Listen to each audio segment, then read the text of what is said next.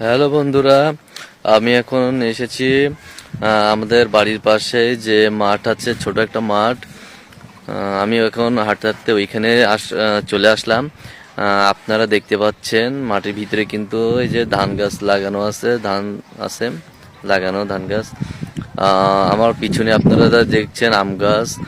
মাঠের ভিতরে দেখেন, মাঠের ভিতরে কিন্তু এই যে পুরো চতুর্দিকে মাঠ, মাঠের ভিতরে কিন্তু আম গাছ লাগানো আছে।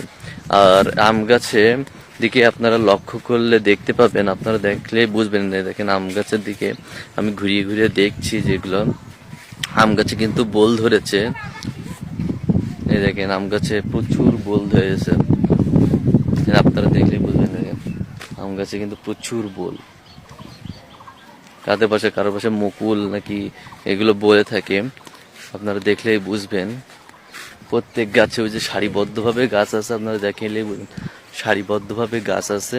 আম গাছে কিন্তু বোল ধরেছে, কত সুন্দর, মানে সারিবদ্ধভাবে আম গাছ ধান ক্ষেতের মাঝে। আপনারা দেখলে বুঝবেন। ওই দেখেন এইসব মানে ওইখানে আছে, ওইদিকে সব সারিবদ্ধভাবে আম গাছ, সব সারিবদ্ধভাবে আম গাছ দেওয়া আছে। এমনকি আপনারা এইদিকে খেয়াল করলে বুঝবেন, ওই দেখেন বাড়ি বরাবর সব আম গাছ, ধানের ক্ষেতের ভিতরে আম গাছ দেওয়া আছে, সব আম গাছ। এদিকে সব আম গাছে কিন্তু আপনারা দেখতে পাচ্ছেন যে আম গাছে বোল আছে, মানে বোল যেহেতু হয়েছে, আম যেহেতু হবে, এটাই স্বাভাবিক। তো আর আম যখন হবে সেটা তো সবাই খেতে হবে। আপনারাও খাবেন, সমস্যা কিসের? মজা করে খেতে হবে।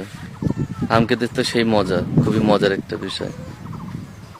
তো বন্ধুরা, আমার আজকের মেন টপিকটা ছিল আম গাছের বোল নিয়ে। যে আম গাছে বোল হয়েছে আপনাদেরকে দেখানো, মূল টপিকটা ছিল এইখানে। তো আজকের ভিডিও এই পর্যন্ত। পরের ভিডিওতে আরো কিছু দেখানো যাবে। আম গাছের যেহেতু বোল ধরেছে, পরবর্তী আম নিয়ে আমরা দেখবো যে এই গাছে কত সুন্দর আম ধরে।